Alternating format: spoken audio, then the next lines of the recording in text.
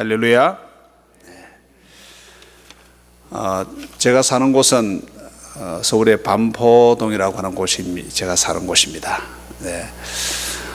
제가 사무총장이라고 하니까 뭐 유엔 사무총장처럼 생각하셔서 또 깜짝 놀라실 수 있겠지만 모든 교단마다 국내외적으로 모두 다 교단의 모든 행정과 교회적 살림을 다 살고 인사를 관리하는 그런 직책이 있습니다. 교단 형편에 따라서 전임을 할 수도 있고 또 혹은 겸임을 할 수도 있는데, 저희 교단은 이제 한국에 한 7, 8명 정도가 목회를 임기 중에는 쉬고 그 일에 전념하는 그런 사역을 하고 있습니다. 그래서 사실은 유엔 사무총장과 비슷한 면도 좀 있습니다만, 네. 그러던 가운데 제가 주보에 나와 있는 것처럼 이번 주간에 주일 지나고 내일부터 있을 재미 총회, 미국 총회에 참석하기 위해서 1년에 한 번꼴로 제가 오게 됩니다만은, 와서 이제 준비하던 중에 여러분 교회에 방문하게 되고, 또 목사님께서 특별히 말씀을 전할 수 있는 이런 엄청난 기회를 주셔서 너무너무 감사를 드립니다. 목사님과는 같이 공부를 해서 시니어 시절을 같이 보냈다 할 수가 있고, 주니어 시절을 이제 시니어가 되어서 목사님 정말 조금 오래됐죠. 한 25년, 30년 됐을까요? 네, 이렇게 만나보니까 목사님 전에보다 훨씬 더 멋있어지셨고 분위기도 훨씬 좋아지신 것 같아요. 네, 제가 조금 후배이기 때문에, 바로 밑에 후배이기 때문에 목사님 제가 너무 잘 알고 있죠. 그리고 이제 서로 다른 대륙에 살고 있기 때문에 자주 배울 수 없었지만 이렇게 뵙게 되어서 그 자체만으로도 너무 감사하고, 목사님 사역하시는 목회하시는 교회에 와서 말씀을 전할 수 있고 또 성도님들을 배울 수 있다는 그 자체가 정말 하나님 앞에 감사하고 또 영광스럽습니다. 그리고 부족하지만 제가 두고 또 제가 소식을 듣기를 원하고 또 저도 여러분들을 위해서 기도하도록 그렇게 하겠습니다. 예, 주 안에서 귀한 교제가 많이 있기를 바랍니다. 오늘 마침 도로 사정이 좋아서 조금 일찍 도착을 해서 이 타운을 쭉 학교를 중심해서 돌아보았습니다. 뭐 자세한 건 모르지만 분위기를 보면서 이 교회는 대략 어떤 분들이 출석을 하시겠구나 하는 것, 또 교회들이 얘기만 해도 교회가 타운을 이루고 있더군요. 특별히 얼마나 복 받았는가라고 하는 것도 여러분 좀 생각을 하셔야 됩니다. 교회가 집중되어 있는 그런 타운은 정말 드문 일이고 또 귀한 일인 것을 여러분 기억을 하시고요. 성도들이 나누어졌다 이렇게 생각하실 필요 없이 여기에 하나님의 축복과 하나님의 손길이, 하나님의 눈길이 여기에 집중되어 있다 이렇게 생각을 한다면 더 귀한 일이라 생각이 듭니다. 하나님께서 우리를 이곳에 부르셨을 때는 분명히 하나님의 뜻이 계셨고 또 준비하게 하시고 하나님의 그 섭리를 우리에게 보여주시기 위해서 부르셨다라고 생각하는 것을 기억하는 것이 필요합니다. 저도 목회를 지금 현재 담임을 안 하고 있지만 목회를 벌써 일찍부터 시작을 했죠. 목사님과 저희 때는 학부에 다닐 때 신학과를 전공하기 때문에 그때부터 전도사 생활을 했습니다. 저도 그렇게 해서 25세 제가 교회를 개척을 했습니다. 안 믿으시는 눈치네요. 네. 정인이 저 뒤에 있잖아요. 네. 그래서 제가 장가도 좀 늦게 갔어요. 25세 갔습니다. 네. 왜? 교회를 세워야 되니까. 그런데 그 교회를 어디에다 세우는가? 산속에 화전민들이 몰려서 동네를 이루고 또 산 위쪽에는 전부 다 화전민들이 살고 있는 그곳에, 교회가 없는 곳에 산속에 가서 교회를 세웠습니다. 그리고 거기에서 수년 동안 저희들이 신혼 시절을 보내면서 횃불을 들고 이제 신방 다니는 그런 길이 있잖아요. 네, 솔밭골, 뒷밭골, 앞골, 뒷골 이런 그런 골짜기 다니면서 목회를 시작을 했습니다. 그렇게 했기 때문에 지상에서 가장 작은 교회가 제가 섬겼던 교회고 사실은 쪽방에서 거기서 생활도 하고 거기서 예배도 드리고 거기서 모든 게 다 이루어졌으니까요. 거기 안에서 밥도 해먹고 다 하니까 그런 곳이었습니다. 그래서 교회들의 규모나 이런 것은 사실은 저도 이렇게 목회를 쭉 해왔지만 교회를 한 세 차례 건축도 하고 했지만 교회라고 하는 것은 다 똑같은 곳이고 또 오히려 제 개인적으로는 그때의 열정만큼 지금은 열정이 좀 식은 것 같아요. 교회를 위해서, 복음을 위해서 말이에요. 25살 때보다 못한 것 같다 그런 생각도 든단 말이에요. 매너리즘에 빠지기도 하고 다른 생각이 많으니까요. 그러나 하나님께서 정말 하나님만 바라보고 살아가는 그 삶에 부어주시는 은혜가 있다는 것을 시간이 갈수록 더 우리 옛날의 순수한 우리 첫사랑을 하나님 앞에서 회복하는 것이 참 중요하다고 생각을 합니다. 지금 우리가 교회 개혁주의를 맞이했습니다. 여러분 잘 아시는 것처럼 여러 가지 요소가 있겠지만 그 당시 교회를 개혁시키는 약 500년 전에 지금 한국교회, 미국교회 모두 다가 지금 500주년 기념 행사를 위해서 준비를 열심히 하고 있습니다만은 저희 교단도 준비를 하고요. 그 당시에 적어도 3가지가 핵심이었습니다. 오늘 그 부분을 짚지 않고는 안 되니까요. 비테메르케 대학에 직접 가봤었죠. 가보니까 거기 대학 정문에 지금도 큰 현판으로 저기 문보다 좀 한 2배 정도 큰 저기에다가 옛날에 썼던 그 글씨체로 지금도 써서 대학 정문 철문이 이렇게 있는데 그 쇠창살에 그대로 붙여놨어요. 지금도. 예, 독일 가보시면 기회 혹시 있으시면 거기 가보시면 그건 낡아지면 또 새로 써붙이고 계속 500년 동안 거기 부착을 해놨다 하는 것을 생각해 볼 수 있습니다. 사실 위텐베르크 대학이라고 하는 그 대학 자체는 그렇게 특별하지 않습니다. 믿음의 대학이라고 하는 부분은 가지고 있지만 그러나 거기에서 시작된 그 사건이 중요하기 때문에 그런 것이고 거기에 99개 조항을 다 쓰진 못했지만 핵심은 거기 기록되어 있고 99개 조항은 다 공개가 되어 있고 그렇게 되어 있죠. 그 중에 이제 3가지 정신을 우리는 잊지 말아야 합니다. 여러분께서 잘 아시겠지만 가장 중요한 것은 오직 성경입니다. 오직 성경. 두 번째는 오직 믿음. 세 번째는 오직 은혜. 이 3가지를 가지고 교회를 개혁한다라고 기치를 세웠고 시작이 되었고 교회가 새로워졌고 오늘날 기독교가 형성이 되어지고 500년이 지난 다음 세계 최고의 가장 중심의 교회가 이제 탄생하게 된 것이지요. 이것은 단지 교회의 그런 요소만 설명할 수 있는 것이 아니라 이것은 우리 성도 개개인에 대한 부분이죠. 사실은 성도 한 사람이 교회일 수 있고 성도가 모여야 이제 교회의 형태를 가는데 혼자서는 교회가 될 수 없지만 우리 믿음의 한 사람 한 사람이 바로 이 3가지 정신을 그대로 가지고 가야 한다는 것을 기억해야 됩니다.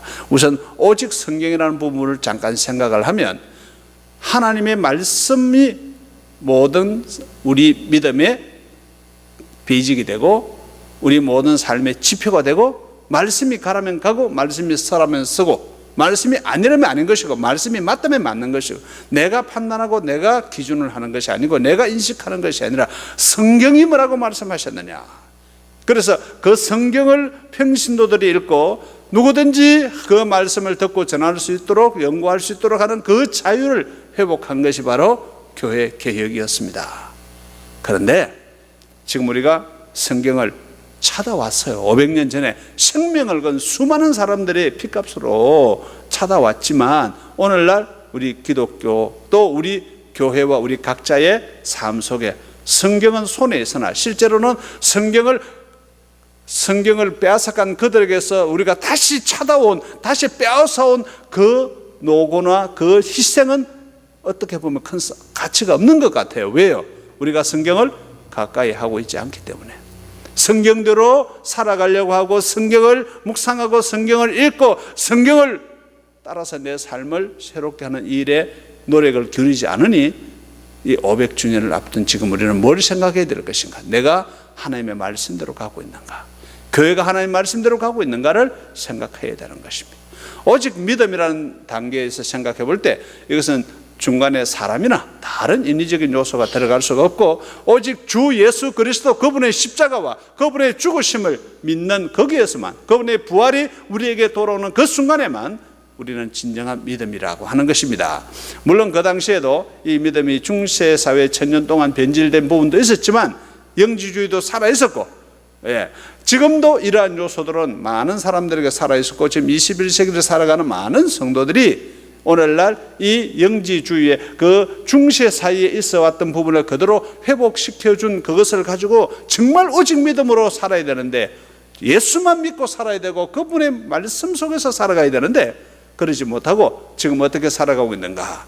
지금 가장 많은 영향은 포스트 모더니즘의 영향인 것을 여러분은 잘 알고 있습니다. 그 속에서 우리는 우리 삶을, 우리 신앙생활을 꾸려가고 있어서 포스트 모더니즘의 영향을 벗어나지 못하니 여기에서 교회도 어렵고 성도들도 대단히 죄송하지만 엇길로 가거나 그 신앙의 컬러나 그 질이 변하고 있다는 것을 우리는 스스로 알아야 합니다. 누구 이야기는 우리 자신을 들여다보아야 되죠. 이제 2010년대를 들어서면서부터 이제 포스트 모더니즘이 가장 많은 영향을 끼쳤던 그 시대를 넘어서서 지금은 이머징 시대로 이미 접어들었지 않습니까? 지금 여기에서 우리는 이 시대의 철학과 사상과 문화가 어디로 가고 있고 사람들이 어떤 사고를 가지고 있고 어디에다가 가장 중요한 생각을 두고 있는가를 생각을 해볼 때 우리 믿음이 예수 제일주의가 아닌 십자가 제일주의가 아닌 부활의 능력이 아닌 자기 중심의 신앙으로 지금 무너져 가고 있다는 것에 대해서 심각하게 생각하고 또한 돌아보아야 하는 것입니다. 이런 부분들은 차근차근 체크리스트를 하고 체크를 해볼 필요가 있어요. 그래서 교회들이 왜 약해졌는가, 내 믿음이 왜 이렇게 됐는가, 거기에 대한 정확한 진단과 함께 방법을 찾아야 됩니다. 방법이 없는 건 아니죠. 네. 또 한 가지, 오직 은혜라라고 하는 부분을 생각하는데 우리는 하나님 앞에 아무것도 아니에요. 정말 하나님의 은혜가 아니면, 하나님의 사랑과 은총이 아니면 우리는 정말 아무 가치가 없는 인생이 된다라고 하는 것을 생각해 볼 수 있습니다. 여러분 찬송 중에 어메이징 그레이스를 아십니까? 네, 그 찬송을 지금 시카고에서 오페라를 하고 있더군요. 네, 그 찬송의 배경을 따라서 가보면 개인의 삶을 거기에 물론 하나님 앞에서 돌이켜가는 것을 모습을 보여주고 있지만 우리 자신에 대해서 우리는 생각해야 됩니다. 나는 아무것도 아니지만 예수 안에 있기 때문에 나는 소망이 있는 사람이 될 수 있다는 것. 또 한 가지는 실망해서 안 된다는 것입니다. 절망해서 안 된다는 것이에요. 하나님의 은혜로 내가 새로운 인생을 살아갈 수 있는 것인데 내가 뭘 갖춰야 되고 내가 어떤 환경을 가져야 되고 내 능력이 드러나지 않으면 내가 나를 봐도 참 답답하기 그지없는 그런 삶이라고 해서 끝난 것으로 생각하시면 안 된다는 것입니다. 그런데 한편으로는 들리지 마시고 교만해서 안 되는 것이고 조심해야 되고 하나님의 은혜 안에 써야 되고 한편으로는 실망하거나 좌절해서 안 되는 것이고 우리 환경의 문제가 아닌 것입니다. 요즘은 어디에 사느냐가 그렇게 중요하지 않는 시대에 있습니다. 미국의 기독교의 문화, 교회 문화가 한국에 접해올 때 한 20년 전까지만 해도 30년, 40년 차이 났다 그렇게 말했고 서울에 있는 기독교 문화가 지방에 가려면 10년 이상 차이가 났다 이런 이야기도 했습니다. 제3국으로 또 복음의 교회의 문화가 가려고 하면 기독교 문화가 가려고 하면 적어도 뭐 10년, 20년 차이 난다고 했어요. 그러나 지금은 여러분 매스미디어의 변화와 시대의 변화 때문에 동시성을 갖고 있습니다. 미국의 교회가 한국의 교회의 모습 그대로 가지고 있습니다. 한국에 가보시면 아시지 않습니까? 제3국의 선교를 하는데도 불과 얼마 안 돼서 교회가 세워지자마자 그 교회 문화와 성도들의 그 신앙의 수준이 오랜 전통을 가지고 있는 교회 수준에 못지않는 그런 놀라운 변화를 일으키고 있는 것이 요즘 이 시대이고 이것이 다니엘서의 강조되어진 예언이 이루어지고 있는 중입니다. 이것은 긍정적인 면과 부정적인 면을 동시에 갖고 있지만 우리가 가질 것은 긍정적인 면인 것입니다. 우리가 지금 어느 도시에 살고 있고 어느 나라에 살고 있고 어떤 환경에 살고 있는 그게 아니라 어디에 살고 있느냐 그게 중요한 게 아니라 중요한 것은 우리가 어떻게 살고 있느냐 그게 중요하다. 내가 어떻게 어떤 사고와 어떤 목표를 가지고 살고 있느냐 그것이 나의 미래뿐 아니라 하나님 앞에 우리의 모습을 만들어 갈 수 있다는 거죠. 하나님의 위대한 종들은 거대한 그룹에서 군중 속에서 탄생한 적이 별로 없습니다. 혹시 그런 인물들이 있다면 그들은 다시 소외된 지역으로 가서 거기에서부터 다시 시작을 했습니다. 성경의 인물이나 교회의 인물이나 말이죠. 그렇기 때문에 여러분 이번 우리는 교회 개혁 기념주일을 맞이하면서 우리 자신을 개혁하고 나를 돌아보고 그리고 하나님 앞에 끓어오르는 믿음의 열정을 다시 불붙여야 합니다. 그것이 하나님께서 이 시대에 우리에게 말씀하시는 것이니 말씀의 회복과 믿음의 회복과 은혜의 회복이 일어나서 하나님 앞에 바로 서가는 우리가 될 수 있기를 진심으로 축원합니다. 오늘 설교가 왠지 길어질 것 같죠? 네. 별로 길게 설교할 생각은 없습니다. 그건 사실 이런 말씀 드리면 조심스럽지만 설교는 설교를 들으시는 분의 표정에 따라서 짧아질 수도 있고 길어질 수도 있어요. 전혀 감동이 없으면 설교 길어져요. 왜? 감동을 이렇게 보겠다고 노력을 하려고 하는 그런 욕심이 생기기 때문에. 근데 감동이 좋으면 아멘을 잘하면 설교가 길게 할 거 없지 않습니까? 다 알아들었다는 뜻인데, 그렇죠? 여러분 어떻게 하실래요? 알아서 하시기 바랍니다. 네. 하나님께서는 우리가 갖고 있는 영적 믿음에 의한 반응을 굉장히 중요하게 생각하십니다. 우리가 어떤 반응을 일으키는가? 제가 대학 시절이지만 신학과를 졸업할 때 논문에 무슨 논문을 썼느냐 하면 설교자와 설교를 듣는 사람들의 청중들의 반응에 대한 연구, 이런 레포트를 썼습니다. 그 당시 논문을 할 것도 없지만 그걸 쓰면서 그때부터 좀 배운 게 많았어요. 네, 여러분, 우리는 하나님 앞에 우리가 지금 말씀을 듣고 찬양을 하고 기도를 하고 또 말씀들을 듣고 우리가 나아가서 살아갈 때에 우리의 삶의 현장에서 하나님께 이 현장과 나가서 살아가는 삶의 현장에서 어떻게 반응하느냐라는 데 대해서 하나님께서는 지대한 관심을 가지고 계십니다. 그래서 우리는 오늘 이 셀라 신앙의 비밀이라는 것을 배우면서 말씀을 들으면서 우리 자신을 하나님 앞에 반응할 줄 아는 사람으로, 네, 살아있는 사람으로, 정말 유기적인 생명을 가진 존재라는 것을 나도 깨닫고 하나님께도 보여드리는 그런 믿음의 한 시간 될 수 있었으면 하는 것입니다. 오늘 본문의 이야기는 대단히 드라마틱하면서도 아주 액티브한 이야기입니다. 열왕기하 18장 19장에 걸쳐서 보면 이런 사건이 일어나고 있습니다. 그 당시에는 이사야 선지자가 활약하고 있을 때고 히스기야 왕의 직분을 수행하고 있을 때인데, 그는 굉장히 그 당시 훌륭한 왕으로 일을 한참 하고 있을 때입니다.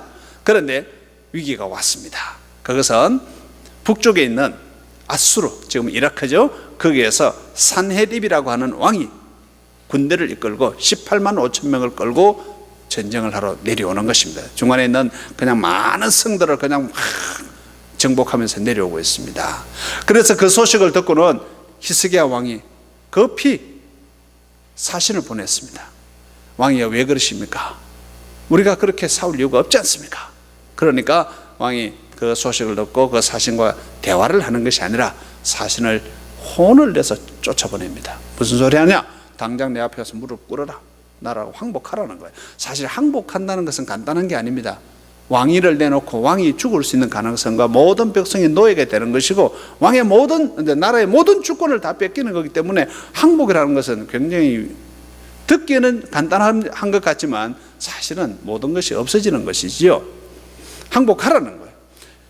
그러니까 히스기야 왕이 그 말을 듣고는 이번에도 방법이 없으니까 그 다음에 어떻게 하는가 하면 보물을 보냅니다. 보물을 보내는데 얼마나 다급했으면 성전에 있는 모든 금으로 만든 걸 다 꺼내서 보내고, 그것도 부족해서 성전 벽에 그때는 금을 칠을 하는 게 아니라 판으로 붙였어요. 그걸 전부 다 벗겨가지고 다 갖다 바쳤어요. 지금 오고 있는데, 근데 그걸 다 받아 넣고는 또 항복해 삼켜버린 겁니다. 이제 방법이 없잖아요. 그러다가 급기야는 그 당시 그 당시 2대 강대국이 있었는데 바로 그 아수르가 있고 남쪽에 애굽, 이집트가 있었어요. 거기에 사신을 보내서 요청을 합니다. 우리를 도와주면 우리가 당신들에게 잘하겠다. 그런데 애굽에서 냉정하게 거절을 하는 것입니다. 이제 거절을 당했습니다. 방법이 없습니다. 점점점 그들이 가까이 오고 있습니다. 이제 하루만 지나면 거의 예루살렘에 다가올 그런 위기까지 왔습니다. 그런데 편지가 한 장 다시 그 적의 왕 산헤립으로부터 히스기야 왕에게 오는데, 그 편지를 받아보니까 또 즉시 나와서 항복을 하고 자기 칼을 받으라는 거죠. 그러니 히스기야 왕이 그 편지를 들고는 이제 날이 저물어 가는데 어떻게 할 것이냐. 내일이면 모든 게 끝나는 것입니다. 어떻게 하겠습니까? 그걸 가지고 성전에 들어갑니다. 성전에 들어가서 그 편지를 두고 하나님 앞에 밤새워 기도하는 것입니다. 그리고 기도하는 가운데서 그가 하나님께로부터 받은 믿음과 깨달음이 있습니다. 우리가 조금 전에 읽었던 시편 46편이 거기에서 나온 메시지인데, 하나님께서 내가 새벽에 너희들을 도와줄 것이니 너희들은 가만히 있어서 내가 하는 일을 지켜보기만 해라. 놀라지 말라. 그리고 날이 새고 새벽에 와서 이 히스기야 왕이 그 예루살렘 성이 높은 지역에 있습니다. 해발 900m 하는 데는 높은 지역에 있는데 거기에서부터 나와서 날이 새는 그 산 아래를 보니까 적들이 진을 치고 자기들을 죽이려고 하는 그런 적의 진인 중에 움직임이 없고, 자세히 보니 역시 하나님께서 하시는 일인데, 하나님께서 하나님의 천군 천사를 보내셔서 그들을 다 멸절을 시키시고 남은 소수가 도망을 가고 사네립 왕도 도망을 가다가 중간에 결국 그때를 마지막으로 죽게 됩니다. 하나님께서 이를 행하셨다는 것을 알 수가 있습니다. 이 엄청난 사건을 두고 여러분 18만 5천 명 그러면 그게 얼마나 될까 생각하시지만 미국은 좀 더 많지만 한국은 국군 전부 다 해봐야 60만 명입니다. 약 3분의 1에 달하는 군대가 쳐들어온 거예요. 그때 이 엄청난 하나님의 손길과 하나님의 역사를 보고서 그 당시 찬양대원이었던 찬양대 자손인 고라 자손, 그 자손들은 다 찬양대원이잖아요. 그들이 시를 쓰고 하나님께 찬양과 경배를 올린 것이 시편 46편입니다. 그래서 그 가운데 보면 그런 말씀들이 지금 나오고 있는 것을 볼 수가 있습니다. 우리 한두 절만 좀 보겠습니다. 5절 다 같이 읽겠습니다. 시작. 하나님이 그 성중에 계심에 성이 흔들리지 아니할 것이라. 새벽에 하나님이 도우시리로다. 할렐루야. 네, 우리 한 절만 더 보십시다. 조금 내려가서 10절 말씀 시작. 이르시기를 너희는 가만히 있어 내가 하나님 됨을 알지어다. 내가 문나라 중에서 높임을 받으리라. 내가 세계 중에서 높임을 받으리라 하시도다. 아멘. 네. 하나님께서 행하신 일들을 고라 자손들이 찬송을 하고 있습니다. 이 시편을 비롯한 5권의 시가서, 성경들은 특별한 그런 개념을 가지고 있는데, 그것은 하나님을 믿는 하나님의 백성들이 하나님을 통한 은혜와 깨달음, 하나님이 행하신 일들을 자기들이 경험을 하고 체험을 하고 그것을 가지고 하나님께 올리는 찬송과 경배로 쓴 것이 시가서라는 성경들입니다. 그 가운데 대표적인 것이 바로 시편입니다.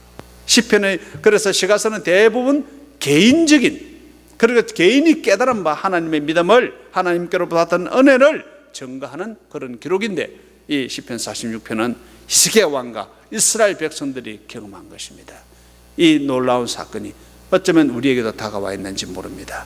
여러분, 우리가 성경을 통해서 또 우리 신앙생활을 하면서 자주 듣는 단어가 있습니다. 자, 기도를 마칠 때 뭐라 그러죠? 아멘. 그 아멘은 기도 마칠 때만 해야 돼요? 중간에 해도 돼요? 안 돼요? 중간에 오면 3단입니까? 2단입니까? 네. 또 우리가 잘 알고 있는 많이 쓰는 단어 할렐루야라고 하는 단어이죠.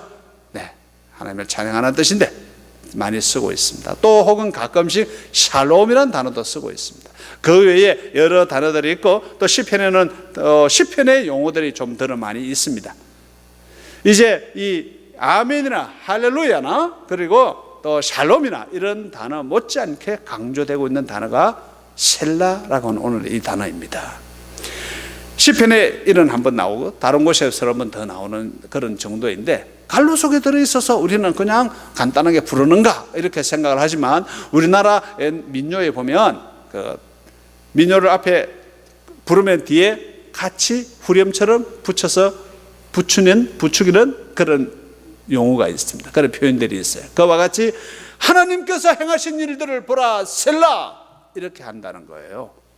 이것이 겉으로 보기에는 잘 드러나지 않지만 이 속에는 하나님의 신비한 비밀, 우리 믿음의 비밀이 숨어 있기 때문에 오늘 여러분들과 함께 이것을 좀 나누려고 하는 것입니다. 서너 가지로만 나누어서 좀 말씀을 드릴게요. 첫째로는 이 셀라 신앙의 비밀이라고 하니까 이 사건 그리고 이 시편 이것을 포함해서 말씀을 드렸는데, 첫 번째는 하나님의 무한한 세계로 들어가라. 저를 한번 따라해 주시겠습니까? 하나님의 무한한 세계로 들어가라. 시작. 예. 두 번째 할 때는 조금 더 힘있게 하셔야 들어갈 수 있을 것 같습니다. 네. 하나님의 무한한 세계로 들어간다라고 하는 말은, 이 셀라라고 하는 단어가 무슨 뜻을 가지고 있냐면 시상의 의미를 가지고 있어요. 시상. 시에서 시를 생각하는 것이죠. 여러분, 시를 읽을 때 그냥 읽어 나가서는 시의 뜻을 엄미하기가 깨닫기가 힘들지 않습니까? 시는 어떻게 하죠? 읽을 때에 그 하나하나 단어 하나 어구나 그것을 함축되어 있기 때문에 깊이 생각해야 그 시의 내용을, 시의 의미를, 저자의 뜻을 알 수가 있지 않겠습니까? 그래서 시적 묵상과 명상의 뜻을 가지고 있습니다. 하나님의 무한한 세계로 들어가라. 지금 히스기야와 이스라엘이 맞이한 이 엄청난 파도, 이 폭풍은 어떻게 설명할 수가 없습니다. 그들이 죽음의 총각에 몰려 이제는 끝이 났다고 생각을 하고 위기 중에 위기를 맞이했습니다. 그런데 하나님께서 가르쳐 주시는 것은 셀라, 하나님만이 가지고 계시는 하나님의 세계로 들어가 보라는 거예요. 우리가 알고 있는 신앙의 세계를 설명하는 것이 아니라는 것입니다. 우리가 잘 알고 있는 그 김중곤 목사님이라고 하시는 분이 있으신데, 그분께서 그런 얘기를 하셨습니다. 대학 선교를 그분이 우리나라에서 CCC를 처음 시작하신 분이잖아요. 네, 그분이 하신 말씀이 그런 얘기를 하셨어요. 어떤 박사학위를 하는 학생이 와서 목사님께 물어봅니다. 목사님, 제게 하나님을 알 수 있도록 해주시면 제가 하나님을 믿겠습니다. 그런데 목사님, 제가 그 공대생인데 제가 알고 있는 지식에는 하나님이 없습니다 라고 얘기했습니다. 그래서 목사님께서 하실 말씀이, 그래, 자네가 알고 있는 세계에 하나님이 없을 수 있다. 그럼 자네가 알고 있는 지식이 이 세상의 모든 지식의 몇 분의 1쯤 될 것 같으냐? 자네가 알고 있는 지식과 자네가 모르는 지식의 그 사이즈를 한번 비교해봐라. 그 다음, 우리는 신이, 하나님이 아니잖아. 우리는 신이야. 너는 사람으로서 신의 세계를 네가 얼마나 알 수 있겠느냐? 그런데 네가 알고 있는 그 지식 속에 하나님이 없다고 해서 하나님이 없다고 말하는 것을 과연 네가 말하는 논리에 맞는 말이냐? 라고 대답을 하셨습니다. 그 친구가 예수를 믿었을까요? 안 믿었을까요? 그 순간에 엄청난 충격을 받았습니다. 그리고 자기가 연구하는 부분에 대해서 그것이 적용이 되어졌습니다. 하나님만 가지고 계시는 하나님의 무한한 세계로 들어요. 우리가 여기에 살고 있고 우리가 무엇을 하고 있다고 하지만 여러분 기억하셔야 됩니다. 하나님은 우리가 생각하는 것보다 훨씬 더 신비하면서 오묘하면서 광대하고 광활한 세계를 가지고 계신 겁니다. 근데 우리가 아는 몇 가지 믿음을 가지고 몇 가지 신앙의 경험을 가지고 판단할 때가 너무 많은 거예요. 심지어는 사람을 판단할 때도 그렇습니다. 이 사람에 대해서 하나님께서 얼마나 어마어마한 뜻을 가지고 계신지는 모르고 그 사람이 좋으니 싫으니 뭐가 잘못되었느니 평하는 것이 얼마나 허망한 짓이고 잘못된 표현인가를 생각해야 됩니다. 내가 아무리 잘 아는 사람이라고 말할지라도, 내가 평생을 같이 살았다고 할지라도 당신이 하나님께서 그 사람을 통해서 하실지를 당신이 얼마나 알겠느냐 말이에요. 이런 점에 있어서 우리는 셀라라는 이 부추김의 후렴이 나올 때마다 하나님의 무한한 세계를 다시 생각해야 된다는 거예요. 하나님께서 행하셨구나. 하나님께서 우리를 여기 보내셨구나. 하나님께서 이곳에서 하나님의 뜻을 펼쳐가시기 위해서 우리를 여기 살게 하셨구나. 여기에 머무르게 하셨구나. 여기를 지나가게 하셨구나. 우리는 여러 가지 얘기를 생각할 수가 있습니다. 사랑하는 성도 여러분, 이 셀라라는 단어는 원래 어디서 나오면 천칭이라고 하는 저울에서 나온 단어입니다. 시작할 때 셀라라는 말이 아시잖아요. 천칭 저울이라고 똑같이 수평을 놓고 여기에 줄을 놓고 여기에 물건을 놓으면 무게를 재서 이것이 어느 정도 무게를 나가느냐라고 하는 것인데, 우리의 믿음을 생각해 보는 기준이 어디에 있느냐? 사람들이 하나님에 대해서 뭐라고 하느냐? 내가 하나님에 대해서 얼마나 인식하고 있느냐라는 생각은 얼마나 우리가 그동안 하나님을 잘 몰랐던가를 알게 하는 것입니다. 여러분, 아마 잊어버리기 쉽겠지만 이사야서의 성경을 사도 바울이 인용한 성경 중에 고린도전서 2장 9절의 말씀이 이런 말씀이 있어요. 우리가 하나님께 대해서 믿음을 가지고 하나님을 사모하면 하나님께서 우리에게 주시는 것이 있는데, 그것은 눈으로 본 적도 없고 귀로 들은 적도 없고 마음으로 생각해 본 적도 없더라. 그것을 주신다. 다시 말씀드려보면 우리가 주의 뜻대로 믿음으로 하나님 말씀대로 살아가려고 하는 이 중심 안에서 살아가면 보지도 듣지도 상상하지도 못한 사건과 엄청난 하나님의 능력을 부어주실 것이다. 믿습니까? 그런데 우리는 종종 걸음을 치고 동동거리면서 되느니 안 되느니, 당신이 할 수 있느니 없느니, 우리가 어떻게 되느니, 이렇게 말하는 것은 우리는 정말 하나님에 대해서 너무너무 무지하다는 것을 말하는 것입니다. 하나님의 신비의 세계로 들어가는 것. 여러분, 하나님께서는 우리의 상상도 못하는 그 세계를 지금 가지고 계시고, 우리가 믿음으로 그 세계에 들어가기만 하면 그것이 우리의 세계로 또 바뀌기 시작한다는 것입니다. 여러분, 여기에 오시기 전에 이 동네를 아셨습니까? 오시기 전에는 모르셨잖아요. 언제인지 모르지만 와보니까 이런 곳이 있었던 것이죠. 바로 그것입니다.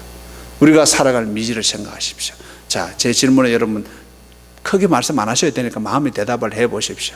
여러분의 오늘 이후부터 미래는, 여러분의 미래, 장래는 지난날보다 좋아질 것 같습니까? 나빠질 것 같습니까? 믿음대로 됩니다. 믿습니까? 사실은 여러분 70년을 살아도 71년 한 해를 어떻게 사느냐에 따라서 70년이 영광스럽고 그것이 자산이 되고 소수가 돼서 더 큰 역사를 이루는 사람이 될 수도 있고, 1년을 잘못 살고 1년을 무너뜨림으로 인해서 70년의 세월이 헛송 세월이 되어버릴 수도 있다 이거예요. 하나님의 세계는 마지막이 중요합니다. 과정과 동시에 마지막이 중요해요. 끝까지 우리는 가야 하는 것입니다. 아직 가지도 못했어요, 어떤 면에서는. 그런데 인생 끝난 것처럼 저를 쳐다보지 마시고, 예? 아직 시작하지도 못했다, 이 사실을 아는 것이 중요해요. 하나님의 무한한 세계가 우리 앞에 펼쳐져 있는 것, 여러분이 믿음이 되시기를 축원합니다. 두 번째로는 무엇을 생각해야 되는가? 셀라 믿음은 멈추어 서서 하나님을 다시 생각하라. 멈추어 서서 하나님을 다시 생각하라. 시작. 멈추어 서서 하나님을 다시 생각하라. 아멘. 이 셀라란 말은 쉼, 안식이라는 뜻이 있고, 그 쉼이란 말이 우리 아는 리크레이션, 다시 재충전하고, 더욱더 영적으로 릴렉스한 단계에서부터 액티브한 단계로 들어가는 것을 말하는 거죠. 그러니까 여러분 생각해 보십시오. 하나님께서 우리를 지으시고 만물을 지으실 때에 그 모든 것이 하나님의 섭리대로 다 진행되게 해놨습니다. 그래서 모든 것을 다 포함했을 때는 작정이라고 단어를 쓰고, 그 섭리를, 그 중에 사람에 관한 것은 예정이라는 단어로 또 다르게 하나님께서 구분하십니다. 그런데 기억해야 될 것이 무엇인가 하면, 이 모든 세계 속에 하나님께서 무조건 이어지게 가는 것이 아니라 거기에 매듭이 있다는 것입니다. 마디가 있다는 것입니다. 음악으로 치면 음악에 마디가 있듯이, 우리가 글로 치면은 구절과 문장이 끊어지고 단락이 있듯이, 하나님께서 이 시간과 흐름에 반드시 이 묶음을 창조 때부터 만들어 놓으셨어요. 그 대표적인 경우가 바로 안식일이라고 하는 것입니다. 주일이 바로 그 대표적인 것 하나입니다. 계속 이어져 가면 모든 게 더 원활할 것 같지만 쉴 때 쉬는 것이 중요하다. 그럼 쉰다는 게 뭐냐? 쉴 때는 위를 보고 하나님을 바라보라는 말씀입니다.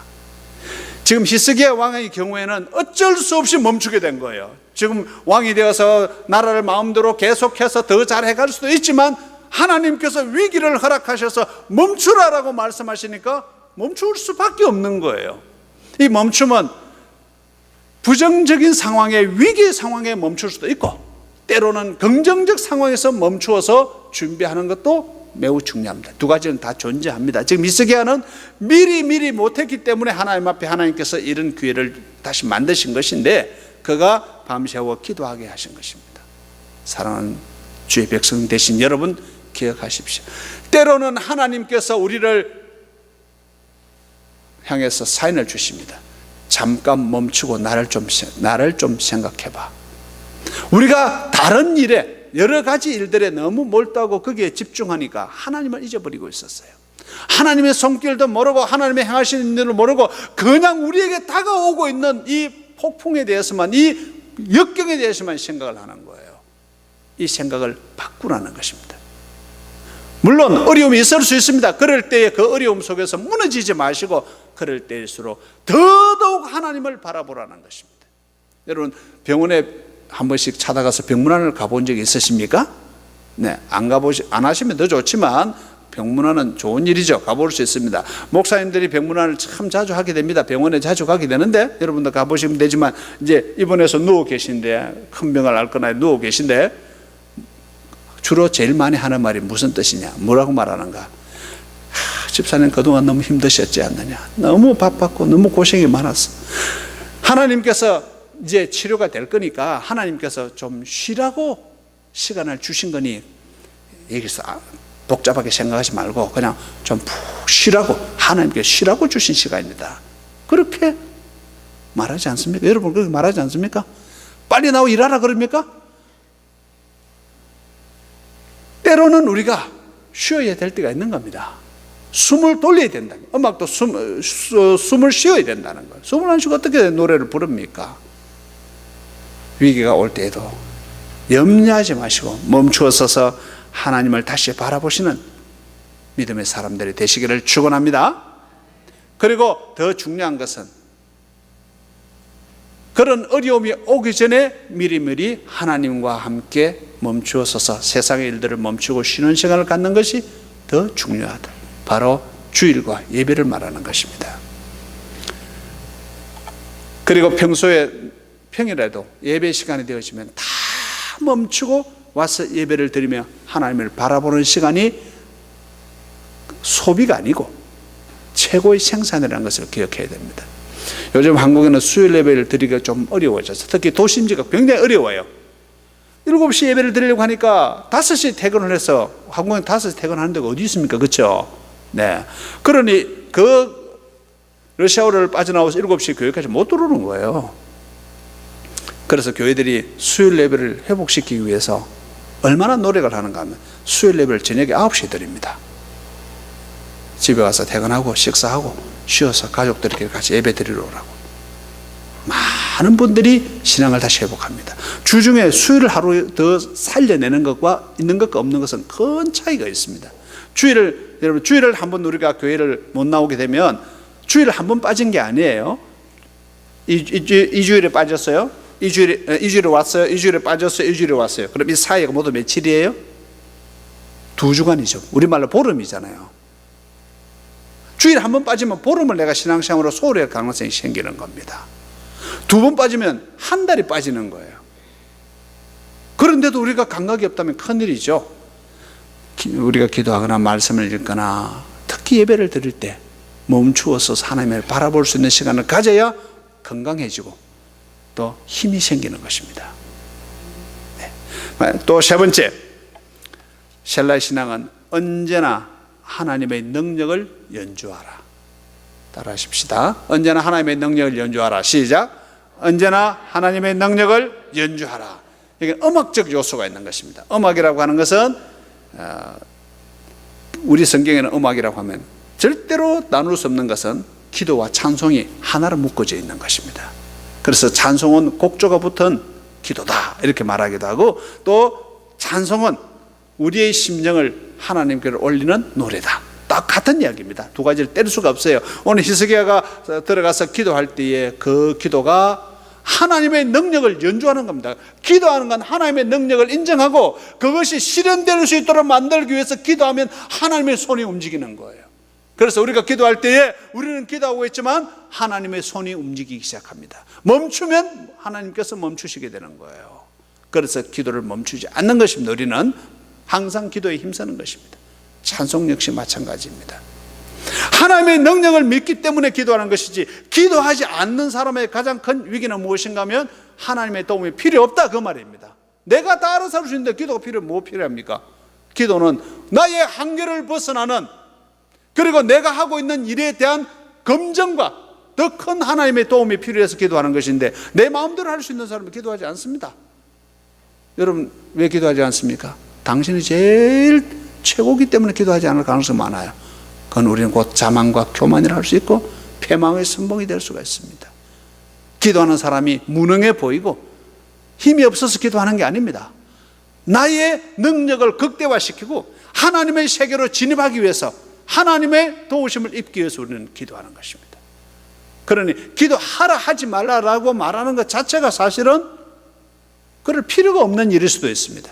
신앙이 바로 선 사람이면 기도하게 됩니다. 네. 가족들끼리 사랑하는 사람이면, 가족을 생각하는 사람이면 대화하라 말라 할 필요가 없어요. 대화하게 돼 있어요. 누가 먼저 하든 간에. 네. 찬송은, 기도는 하나님과 연결하는 그 파이프라인이라고 하면, 찬송은 그 찬송 자체가 땅에서 하나님의 세계를 움직이는 것인데, 찬송은 세 가지 힘이 있어요. 우리 교회의 역사를 보면 기도와 찬송, 그 중에 찬송의 힘이 얼마나 막강하다는 것을 우리 잊어버리시면 안 되고, 그 다음 이 찬송을 통해서 우리 성경을 보면 정말 강력한 힘이 나타날 때는 귀신이 쫓겨나가고, 병이 고쳐지고, 사람이 변화되고, 눈물을 흘리고, 가슴을 치고 회개하고, 그리고 시리에 빠진 사람들이 용기를 얻고, 찬송 속에서 우리가 생각지 못하는 어마어마한 사건들이 일어나기 시작한 것을 성경에서 볼 수가 있습니다. 그런데 찬송을 멈추면 일이 멈춰지는 거예요. 예배 시간에 찬송을 부르면서 기억하셔야 됩니다. 내가 지금 찬송을 부르고 찬송을 듣고 함께하는 이 순간에 하나님의 능력과 기적과 기사가 일어날 수 있다. 안 믿으시는 분위기인데, 네. 이것은 성경에서만이 아니라 지금 이 순간에도 이 땅에서 일어나고 있는 일입니다. 교회에서 일어나고 있는 일인 것입니다. 그래서 찬송에 세 가지 힘이 있다는 것은, 먼저는 찬송을 부르면 우리가 하나님께로 올라갈 수 있는 힘이 생깁니다. 찬송을 부르면 하나님께로, 우리가 위를 향하는 힘이 생기는 사람이 된다는 거예요. 또 한 가지, 찬송을 부르면 이 찬송을 듣는 사람들에게 하나님의 능력이 공급된다는 겁니다. 악한 무리들은 도망가고, 악령들은 도망가고, 하나님의 사람들은 하나님께로 돌아오는 역사가 일어나는 것이고, 세 번째 힘은, 찬송은 나를 변화시키는 능력이 있습니다. 내가 찬송을 부르는 동안에 내가 신선해지기 시작합니다. 내게 능력이 나타나기 시작합니다. 이것이 믿음의 연주라고 하는 것입니다. 하나님께서 셀라신앙을 말씀하실 때마다 여러분 기억하셔야 됩니다. 그것은 내가 믿음을 연주하는 것입니다. 기도와 찬송은 믿음을 연주하는 것이고, 그 연주는 힘이 있어서 당사자나 또 다른 사람들이나 하나님께 변화와 능력과 은혜가 공급되어지는 현장이 될 수 있는 것입니다. 여러분, 언제든지 찬송을 힘있게 부르세요. 정말 찬송을 힘있게 부르세요. 찬송을 또 우리 훌륭한 지휘자가 또 계시지만, 찬송을 부를 때 소리를 내는 포인트가 어디죠? 우리 몸에서 소리가 어디에서 나오면 제일 아름다운 찬송이 될 수 있습니까? 배, 폐, 입, 코, 목, 여기죠. 여기 소리가 이렇게 나지 않습니까? 이렇게 나잖아요. 소리가. 네. 여기에 찬송을 부르면 많은 학자들이 연구해서가 아니라 우리 성경에 나와요. 네, 다윗이 그런 것을 가르쳐 줬어요. 찬송을 부르면 내 삶의 생각과 사고가 집중되기 시작하고, 하나님과 교제가 되기 시작하고, 네, 내 주변의 악한 무리들이 두려워하게 되는 모습이 나타납니다. 사람들이 기도하는 사람을 가장 무서워하고, 마귀가 기도하는 사람을 가장 무서워하고, 찬송 소리 근처에는 얼씬도 하지 못하는 이런 모습을 여러분 생각해 보세요.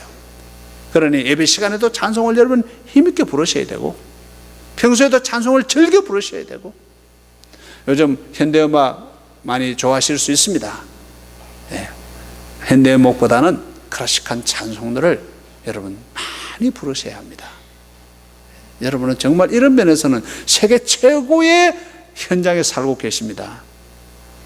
부를 게 짝이 없는데 그걸 모르시나 봐. 미국에서 관리되어지는 우리 기독교 음악은 세계 어디서도 볼 수 없는 모든 소스, 자산을 가지고 있습니다. 구라파에서, 유럽에서 들어온 걸 다 여기서 관리하고 교회로 다 공급하는 거잖아요. 유럽 음악은 우리들이 맞춰서 부를 수가 없어요. 잘 부르기 어려워요. 네. 그런 점에서 여러분, 참 우리가 복받은 시대에 살고 있구나, 그것을 믿으셔야 합니다. 마지막으로 셀라 신앙은 하나님의 영원한 세계로 진입하라는 것입니다. 하나님의 영원한, 그래서 이 셀라마라고 하는 말은 영원히 할렐루야 할렐루야 할 때 셀라라는 뜻입니다. 이게 셀라라는 뜻입니다. 그러면 우리가 깨달아야 되는 것이 뭔가 하면, 우리가 이 땅에 살고 있는 이 순간이 이 지상의 세계로 끝난 것이 아니고, 천국은 따로 있는 것이 아니고, 믿음의 세계와 천국은 연결되어 있습니다. 여러분, 시카고에 가면 건물들이 많이 있는데 건물들 사이사이 연결해 놓은 거 많이 보셨죠? 네. 천국과 지상의 교회들은, 성도들은 분리된 것이 아니고 하나로 연결되어 있습니다. 그래서 우리가 지금 여기 살고 있지만 천국으로부터 공급되어진 하나님의 은혜와 축복을 누리고 있는 것이고, 또 여기서 못다 공급받은 것은 천국 가서 또 하나님께서 주시겠다 약속한 것을 받을 수 있는 것입니다. 그러니 여기에서 없다고 영원히 없는 것이 아니고, 여기 있다고 영원히 있는 것이 아닙니다. 이 신비를 누구라서 이해할 수 있겠습니까? 지금 내가 가지지 않았다고 해서 없는 것이 아닙니다. 우리가 하나님의 뜻대로 주의 영광을 위해서 살겠다고 하면 내 손에 없어도 하나님께서 내 손에 쥐어주십니다. 그렇죠? 내가 가지고 있다고 하지만, 소유했다고 내가 자신만만해하지만, 하나님의 뜻과 상관없이 살아갈 때는 하나님께서 그것을 없애버리십니다. 하나님께로 부르시기 위해서 그렇게 할 때가 많이 있는 것이지요. 이 신비의 세계를 여러분 알아야 합니다. 이것이 복음의 세계라 할 수 있고 영생이라 할 수가 있는 것입니다. 우리는 이곳에 살고 있지만, 이 시대에 여기에 살고 있지만, 어떻게 보면 우리는 사람들이 주목을 받지 못하고 있는지도 모릅니다. 그러나 사람들의 주목은 큰 의미가 없습니다. 하나님의 주목을 받으셔야 됩니다. 하나님의 인정을 받으셔야 됩니다. 그리고 하나님 앞에 우리 자신을 내드려야 하는 것입니다. 성경에서 이제 셀라란 단어가 나올 때마다 그냥 지나가지 마시고, 이 하나님의 신비한 부르심을 여러분의 것으로 삼으시기를 주의 이름으로 축원합니다. 네, 기도하겠습니다. 거룩하신 하나님 아버지, 이 시간 저희들이 주의 말씀을 들었습니다. 하나님이 하나님의 사람들이 하나님의 손길을 경험하고, 그리고 하나님의 손길이 계속될 것을 믿으며 셀라의 신앙을 고백했습니다. 하나님, 저희들에게도 새로운 믿음을 허락하여 주시옵소서. 하나님이여, 때때로는 우리는 디아스포라와 같은 삶을 삽니다. 그러나 모든 인생이 디아스포라입니다. 하나님께서 보내시는 곳으로 가는 사도성을 가지고 있고, 그곳에서 사명을 수행하는 것이며, 그리고 하나님 부르실 때 하나님 앞에 서는 것입니다. 우리가 앞으로 어디로 갈지, 무엇을 할지 다 알지 못하나 하나님은 계획을 가지고 계시는 것을 믿습니다. 지금 주어진 우리의 시간을 행복하게 살게 하시고, 열심히 살게 하시고, 믿음의 열정을 회복할 수 있도록 은혜를 주시옵소서. 예수님 이름으로 기도하옵나이다. 아멘.